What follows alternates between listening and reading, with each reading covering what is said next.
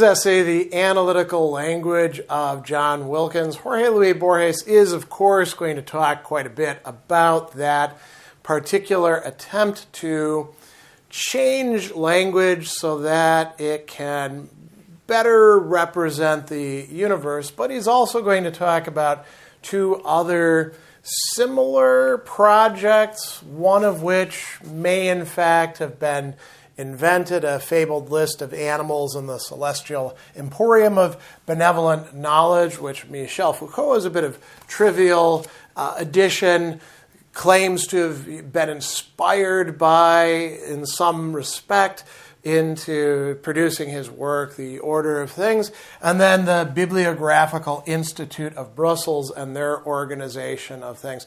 Now, how do we get to all of this? We begin in sort of typical Borges fashion with a little bit of discussion of literature. He says, I see the 14th edition of the Encyclopedia Britannica has omitted the article about John Wilkins. Now, that means that they're no longer putting it in.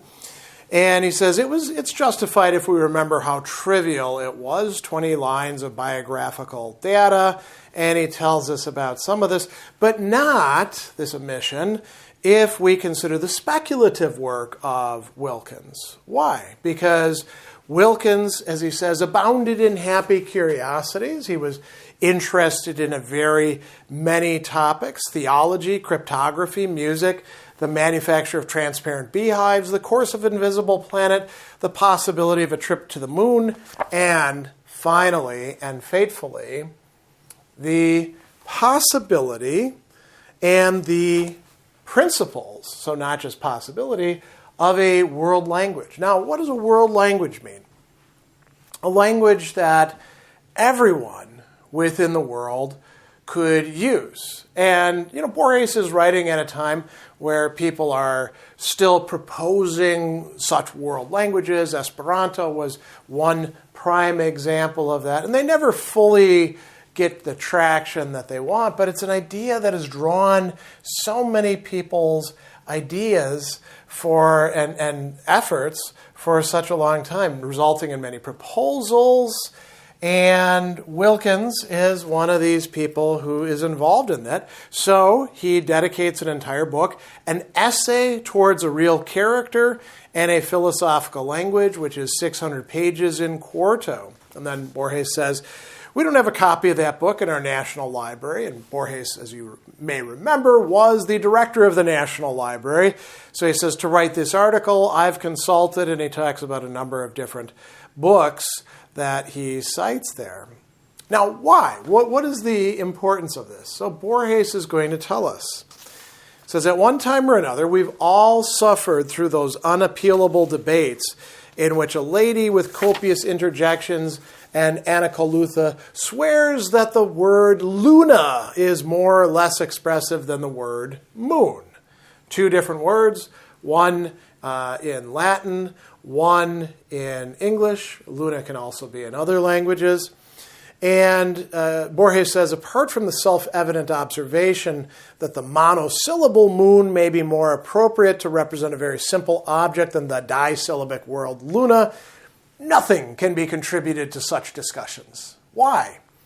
Well, because he says, after we take the compound words and derivatives away, all the languages in the world are equally inexpressive. So none of them actually express in the words the realities or imaginary realities that they refer to. All language is, in a certain sense, not mute, but not living up to what it possibly could be. So this gives rise to an idea. What if language, the way that the words were actually structured, or maybe the structures of words, larger scale, somehow copied the universe in its own complex arrangements? So he goes on after bringing up some other examples, the Spanish Academy Grammar talks about the rich Spanish language with picturesque, happy, and expressive words. And he says that's just an uncorroborated boast. He starts talking about some of these ideas, right? In the universal language that Wilkins proposes around the middle of the 17th century, each word defines itself. The way the words themselves are set up tells you what the word means. And here he brings up Descartes as well. He says, Descartes had already noted in a letter dated November 1629 that by using the decimal system of numeration, we could learn in a single day to name all quantities to infinity and write them in a new language, the language of numbers. He also proposed the formation of a similar general language that would organize and contain all human thought. So Wilkins takes on that task. Others will as well. Leibniz proposes such an idea. But Wilkins comes up with a scheme. So in this, how does that work? He tells us, Wilkins divided the universe into 40 categories or classes, which were then subdivisible into differences, going further down. And then these are subdivisible and turn into species. And theoretically, you could go down as far as you want to. To each class, he assigned a monosyllable of 2 letters. To each difference, a consonant. To each species, a word. So, for example, de, de, means element. Deb, deb, the first of the elements, fire. Deba, a portion of the element of fire, a flame. Right? So you've got a code that tells you how to unpack these, how to produce strings of language, how to interpret these strings of language. He gives some other examples, not from Wilkins, but in a similar language invented by Letellier. A means animal, ab, mammalian, abi, herbivorous, abiv, equine, abo, carnivorous, aboge, feline, aboja, cat, etc. And then he talks about others who are doing similar things as well. It's an approach to creating words that are going to explain themselves, right? And he says that the words of John Wilkins' analytical language are not stupid, arbitrary symbols. By contrast to what? By contrast to the language that we all use, whatever language we happen to speak, and take for granted as making sense. All of our languages, all of our orthography, all of our ways of articulating things are really, the words are stupid, arbitrary symbols. They may have, some other features to them. Instead, each letter is meaningful, right? So he says that this is sort of like how the Holy Scriptures were interpreted letter by letter as meaningful for the Kabbalists. And then he says there's a problem with this. We have to examine one that's impossible or difficult to postpone. The meaning of the 40th table on which the language is based. So we have the general categories. He says, consider the 8th category, which deals with stones. Wilkins divides them into the following classifications. So ordinary, like flint or gravel or slate.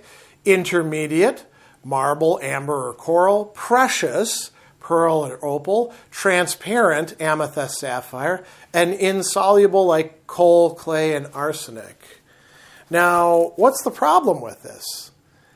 These distinctions seem like they could overlap to some degree, and they don't neatly divide things. They do seem themselves a bit arbitrary, so arbitrariness is getting dragged into this. He also brings up metals.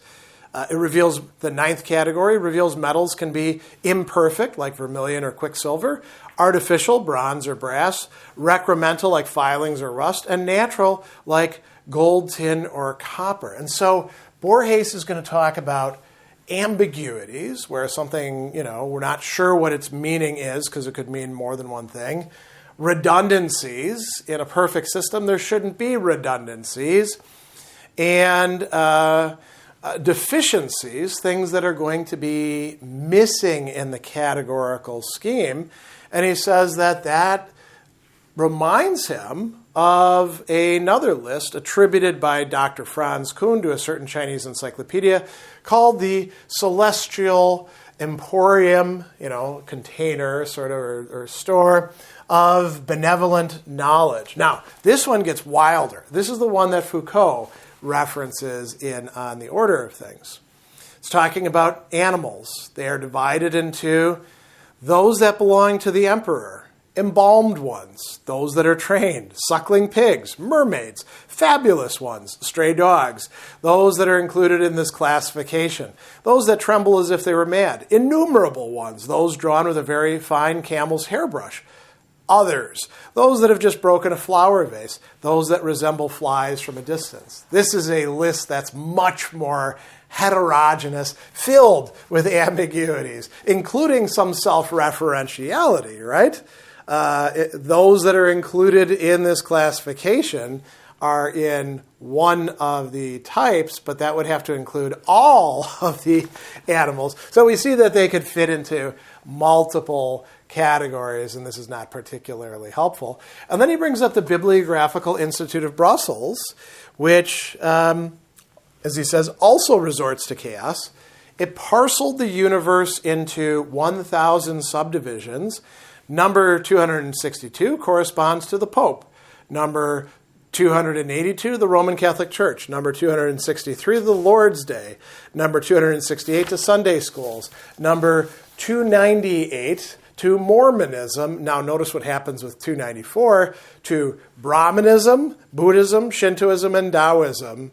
And then it tolerates heterogeneous subdivisions. For instance, number 179, which includes cruelty to animals, also protection of animals, moral implications of dueling and suicide, various vices and defects, various virtues and qualities. So Borges is saying, pick any of these, and they're not really going to be an ideal classification. So he says, I've noted the arbitrariness in all of these. Why is that the case? He says there's no classification of the universe, of all the things in the universe, that is not arbitrary. And we should talk about this word arbitrary for a moment. It comes from the Latin word arbitrium, which means something like the choice made by the will. So there's always going to be something where somebody has made a decision at some point, and then we treat it as if it's natural or logical, right? When really it is arbitrary. So every classification of the universe is going to be arbitrary, but also conjectural. Why? Why is this the case? So Borges starts out by saying, because we don't actually know what the universe is. How could we? We are in a small portion of the universe. We don't see the totality of it. So how are we possibly going to classify everything within it in a way that resembles the way we know the universe to be organized when we don't know how the universe is actually organized? And here he's going to bring up David Hume, and one of the points that was made in his dialogues concerning natural religion. So Hume said, in the voice of one of his characters, this world was only the first rude essay of some infant deity who afterwards abandoned it, ashamed of his lame performance. That's one hypothesis. It is the work only of some dependent inferior deity and is the object of derision to his superiors. It is the production of old age and dotage in some superannuated deity, and ever since his death has run on. And Hume actually proposes additional possibilities, including it being the product of a giant spider, right?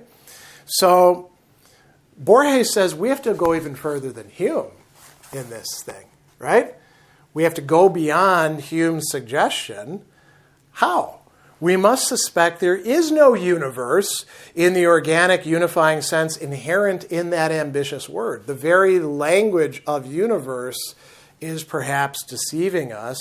And if there is such a thing, we must conjecture its purpose. We must conjecture the words, the definitions, the etymologies, the synonymies of God's secret dictionary. But, as he's brought up with Hume, we don't even know what God, the creator of this universe, is.